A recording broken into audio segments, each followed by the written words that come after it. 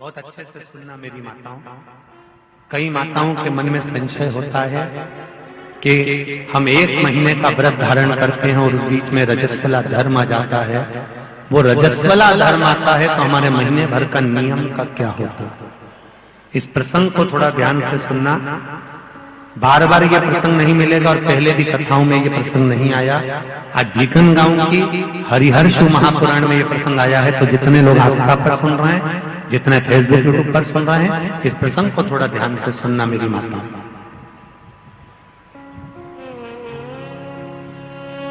बहू ने अपने ससुर से कहा, पिताजी मैं कार्तिक के महीने के स्नान का नियम तो ले लेती हूँ। मैं कार्तिक के महीने, कोई माता कार्तिक के स्नान का नियम लेती हैं, कोई माघ महीने का स्नान का नियम लेती हैं, कोई चैत्र महीने के स्नान का नियम लेती हैं, कोई फागुन का लेती हैं, कोई बैसाख महीने के स्नान का नियम लेती हैं। कई माताओं की आदत रहती है, कई पुरुषों की आदत रहती है कि मैं 1 महीने तक कार्तिक का स्नान करूंगी। पर वो कार्तिक के स्नान में कुछ दिन ऐसे आ जाते हैं कि उसमें रजस्वला धर्म आ जाता है। अब वो रजो धर्म आ गया, रजस्वला धर्म आ गया, तो उस बीच में उसका नियम पूरा हुआ कि नहीं हुआ। उस बीच में वो 5-7 दिन जो स्नान के लिए नहीं गई, पूजन नहीं करी, तुलसी को जल नहीं चढ़ाया, शालिग्राम जी का पूजन या ठाकुर जी का श्रृंगार नहीं कर पाई, तुलसा महारानी का गीत नहीं गा पाई, तुलसी जी का गीत नहीं लगा पाई, तो उसको कार्तिक के महीने का, क्योंकि ये रजस्वला धर्म तो प्रत्येक महीने आना, नारी के लिए रजो धर्म तो हर महीने प्राप्त होना, तो हर महीने अगर रजो धर्म आना है तो कार्तिक महीने का फिर नियम पूरा कैसे हुआ। फिर नारी का नियम कैसे पूरा होगा। फिर नारी तो फिर नियम टूट गया, नियम टूट गया तो उसको कोई फल नहीं मिला। तो बहू ने अपने ससुर से कहा, एक साहूकार से, साहूकार की बहू ने कहा, ससुर जी मेरे मन के संशय को मिटा दो। मैं कार्तिक का स्नान करना चाहती हूँ और उस कार्तिक के स्नान में सबसे बड़ी अगर विघ्नता आती है तो मेरे 7 दिन 5 दिन जो रजो धर्म के जाएंगे, वो रजो धर्म में मेरा नियम टूट जाएगा। उस नियम को पूरा कैसे किया जाए।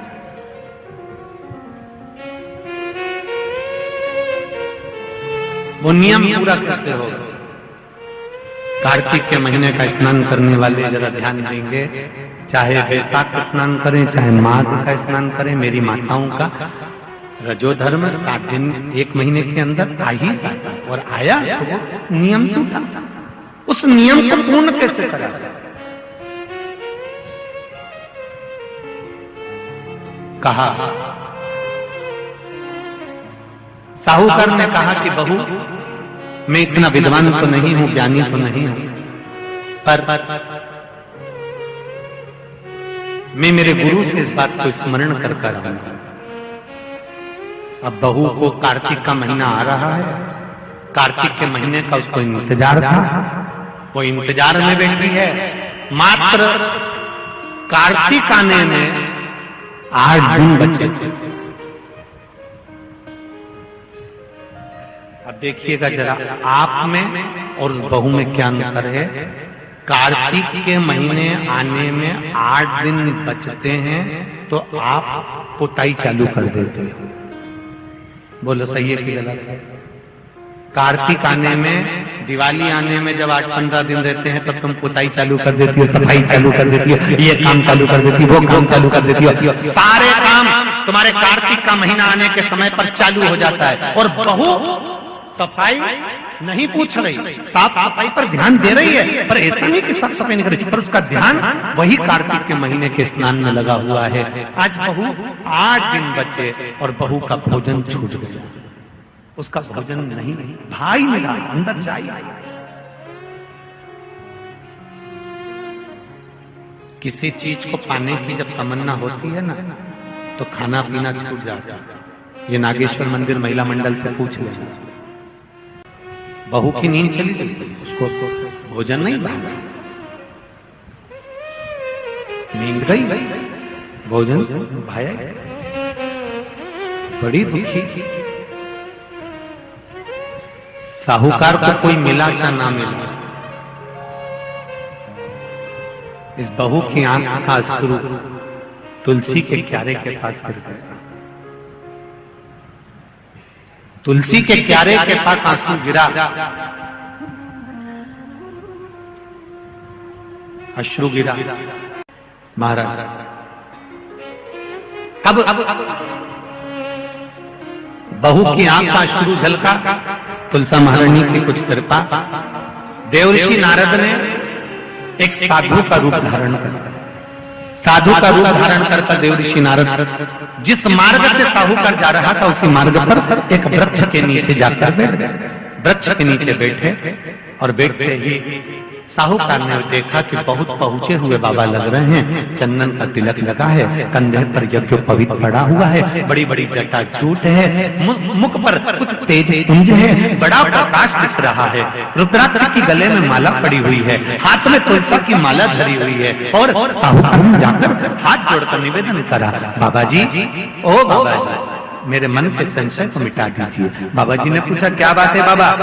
साहूकार जी बोले, मेरे बहू के मन का संशय है। नारी जब कार्तिक के महीने का स्नान करती है, या माघ महीने का स्नान करती है, या वैशाख महीने का स्नान करती है, या चैत्र महीने का स्नान करती है, नारी जब पूर्ण एक महीने का स्नान करती है तो बीच में जो रजस्वला धर्म आ जाता है, नारी 5 दिन 7 दिन जो काम नहीं कर पाती है, वो रजो धर्म के समय पर, रजस्वला धर्म के समय पर उसका 1 महीने का नियम खंडित हो जाता है। तो वो खंडित हुआ नियम पूर्ण कैसे हो, उसका वर्णन आप मुझे बता दीजिए। वो नियम मुझे बता।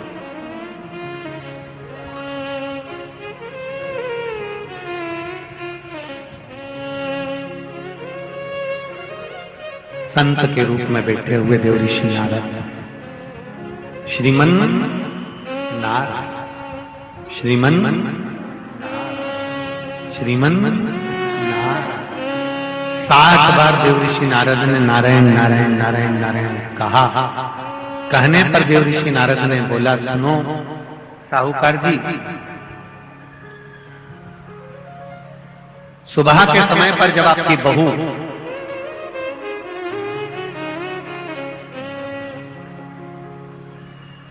मंदिर की ओर जाए तो उसको इस मार्ग की ओर लेकर आना। मैं आपको ज्ञान उपदेश दूंगा और वो ज्ञान उपदेश आप बहू को श्रेष्ठ दे पाए ना दे पाए, वो बहू सम्मुख में बैठकर सुनेगी तो उसको प्राप्त होगा। ये देखो वही कथा आ गई। आप खाओगे आपका पेट भराएगा, आप सुनोगे आपका कल्याण होगा। बेटों बेटियों को लेकर आओ, बहुओं को लेकर आओ, बच्चों को लेकर आओ, उनके सुनने से उनका लाभ, उनका लाभ।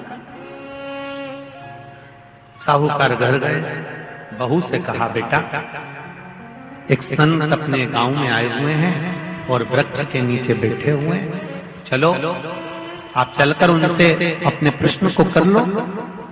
बहू ने भगवान का नाम लिया, स्मरण करती हुई बहू पहुंची और बहू ने जाकर तुरंत हाथ जोड़कर निवेदन किया, बाबा जी 1 महीने तक नारी कार्तिक का स्नान करती है, 1 महीने तक नारी माघ का स्नान करती है, 1 महीने तक नारी वैशाख का स्नान करती है, 1 महीने तक नारी चैत्र का स्नान करती है, बीच में अधिक मास का स्नान करती है। उस बीच में नारी का जो रजो धर्म आ जाता है, रजस्वला धर्म आ जाता है, उस समय पर नारी का जो करा हुआ व्रत है 1 महीने का, वो खंडित हो जाता है। उस व्रत की पूर्णता कैसे मानी जाए? तो उस समय पर देवऋषि नारद जो संत के वेश में थे, उन्होंने कहा कि बहू एक काम करो, पुत्री कार्तिक महीने के पीछे के जो 5 दिन 7 दिन पचवीगन के होते हैं, अगर नारी का रजस्वला धर्म बीच में आ जाता है तो पीछे के 5-7 दिन में से अगर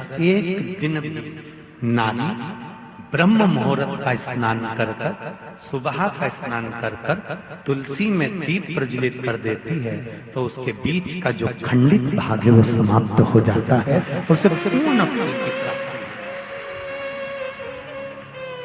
अब फिर सुन लीजिए अच्छे से, अगर मान लो वो पचवीगन में ही नारी का रजो धर्म आ गया तो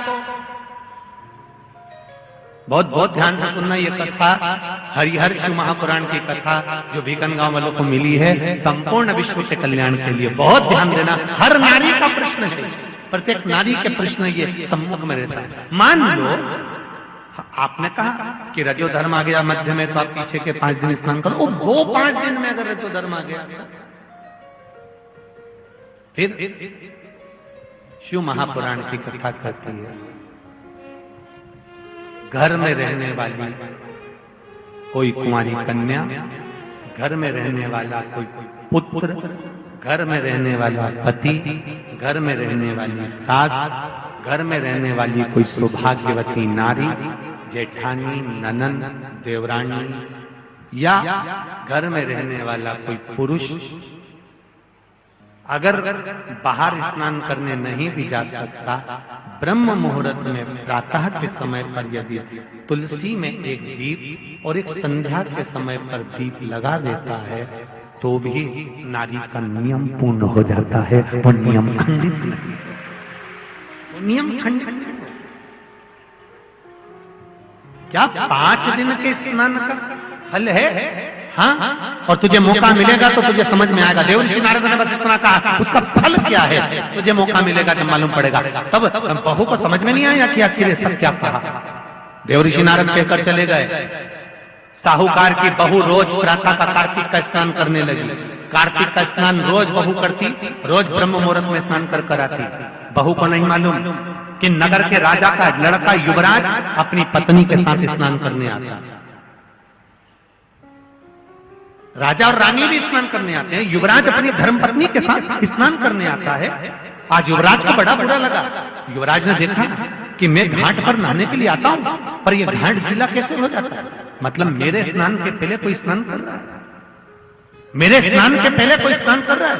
मुझे ऐसा लगता है जरूर कोई ना कोई आता है। युवराज ने, राजा ने अपने नगर के सैनिकों से बोला, पता लगाओ कि सुबह स्नान करने कौन आता है।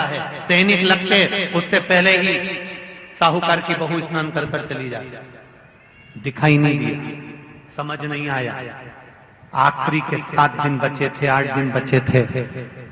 राजा के दूत ने फिर युवराज ने कहा, मुझे पता लगा कर बताओ फिर मेरे स्नान के पहले कौन स्नान करता है, घाट को गीला कौन कर देता है। क्रोध में आकर कहा, मालूम नहीं पड़ पाया। एक दिन रानी को, इस साहूकार की बहू को मालूम पड़ा कि युवराज मेरा पता कर रहा है, मेरा पीछा कर रहा है। तो बहू ने तुरंत सुबह जल्दी स्नान करा और भागी। भागते समय उसके गले की माला और पांव की एक मोजड़ी छूट गई।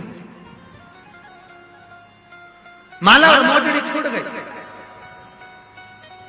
माला मोजड़ी छूटी, चली। राजा को वो माला मोजड़ी मिल गई। उसने मन में विचार करा, मोजड़ी इतनी सुंदर, माला इतनी सुंदर, तो जो इसको पहनती होगी वो कितनी सुंदर होगी। राजा ने अपने दूतों से कहा, जाओ, जिसकी ये मोजड़ी और माला है इतनी सुंदर है तो वह नारी कितनी सुंदर होगी, उसको 5 रात्रि मेरे पास में लेकर आ। उसको मैं 5 रात्रि अपने यहाँ रखूंगा। शब्द सुना, खबर पूरे गांव में लग गई। साहूकार की बहू के कानों में भी शब्द पहुंच गया। कार्तिक का महीना चल रहा था तो बहू ने भी कह दिया, मैं राजा के यहाँ पर 5 रात्रि रहने को तैयार हूं, पर शर्त मेरी एक है, ब्रह्म मुहूर्त का स्नान करते हुए अगर राजा मेरे को मुख देख लेगा तो मैं उसके यहाँ रह लूंगी। सुबह का कार्तिक का स्नान कर कर जब मैं निकल रही हूँ और राजा का पुत्र मुझे देख ले तो मैं रहने को तैयार हूँ, नहीं तो मैं नहीं रह सकती। राजा ने भी एक पक्षी, जो पाला हुआ पक्षी था, उस पक्षी को पेड़ पर बिठा दिया और कहा, जैसे ही रानी स्नान करने आए उसी समय पर तू बोल देना, मैं दौड़ कर आ जाऊंगा और इस रानी, इस साहूकारनी का दर्शन कर लूंगा। जब साहूकारनी सुबह के समय पर स्नान करने चली तो देहली पर द्वार को छोड़ते समय प्रणाम करते हुए कहती है, हमारे भारत की सभ्यता, भारत की भूमि की संस्कृति, पहले की माताएं जब मायके से ससुराल जाती थी या ससुराल से मायके आती थी तो जिस तांगे में, जिस गाड़ी में, जिस बस में, जिस टैक्सी में भी बैठती थी उसके भी पांव पड़ती थी, उसको भी प्रणाम करती थी। बोलो री जीजिए, सही है कि गलत? ये भारत की सभ्यता है, ये भारत का संस्कार है, ये भारत की भूमि की मर्यादा है। जिस भूमि पर से जा रही, ससुराल से मायके जाएगी तो जिस बस में जाती थी उसके पांव पड़ती थी, बैलगाड़ी में जाए, टांगा गाड़ी में जाए, घोड़ा गाड़ी में जाए, उसके पांव पड़ती थी। घर से निकलते समय प्रणाम कर कर जाती। उसने अपने द्वार को प्रणाम किया और द्वार प्रणाम कर कर जा रही है और कहती हुई जा रही है, हे तुलसा महारानी, हे गंगा मैया, हे दामोदर भगवान, ऐसी कृपा करना मैं स्नान कर कर जाऊं तो राजा के लड़का नींद में भरचक सो जाए, ऐसी कृपा कर देना। तोता बोलता रहा, राजा का लड़का सोता रहा। पहला दिन निकल गया। दूसरे दिन राजा के लड़के के मन में प्रश्न आया कि मैं तोते से पूछूं, क्यों रे तोता, क्या वो साहूकार की बहू नहीं आई थी? आई थी, स्नान करके गई, तो मैं जग नहीं पाया। उसने विचार करा, कुछ ऐसा काम करता हूं, पुड़िया में लेकर बैठ गया मिर्ची, रात्रि को डाल ली आंख में, रात भर नींद नहीं आएगी। साहूकार नहीं, फिर चली, द्वार को छोड़कर प्रणाम करा, दरवाजे को प्रणाम कर कर, द्वार को पूजन कर कर, जब प्रणाम कर कर चली तो निवेदन कर कर चली, हे द्वार देवता, राजा के लड़के को सुला देना। ये स्कंद पुराण की बात शिव महापुराण में भी लिखी गई। पशुपति व्रत में एक नियम है, जब मंदिर में दिया लगाकर जाते हो तो घर के दरवाजे के राइट सीधे हाथ पर दिया लगाते हो। बोलो सही है? सीधे हाथ पे दिया लगाने का महत्व क्यों है? क्योंकि हम मंदिर से चलकर जब आते हैं, अपने घर के सीधे हाथ की ओर जब दिया लगाते हैं तो भगवान से निवेदन करते हैं कि मेरा ये द्वार है और आपके भरोसे पर है, आपको संभालना है। दूसरे दिन उसने मिर्ची डाली राजकुमार ने, तो भी उसकी नींद लग गई। तीसरे दिन उसने अपने शरीर पर कट लगा लिया कि इसकी जलन होगी तो नींद नहीं आएगी, मालूम पड़े तो भी नींद आ गई। चौथे दिन उसने आगी जलाकर बैठ गया तो भी नींद आ गई। पांचवें दिन भी उसको नींद आ गई। 5 दिन तक उस साहूकारनी का मुख नहीं दिखा। राजकुमार घर चले गया, गुस्से में लाल हो गया, शरीर में कुछ रोग हो गया, शरीर कोड़ी हो गया, टपकने लगा, खाल गलकर गिरने लगी। राजा को चिंता लग गई, मेरा इकलौता लड़का, और उसकी शरीर की काया बिगड़ गई, उसकी काया समाप्त। साहूकार की बहू को नहीं मालूम, साहूकार की बहू तो अपनी भक्ति में, अपने स्मरण में, अपने आनंद में लगी हुई थी, उसको मतलब नहीं, वो तो अपनी अलमस्तता में, अपनी मस्ती में लगी, अपने भजन में। 5 दिन जो मिले हैं भगवान की भक्ति के, उसमें डूबी हुई है, उसे कोई मतलब। तुलसा जी का आराधना करे, तुलसी जी का पूजन करे, तुलसी जी का स्मरण करे,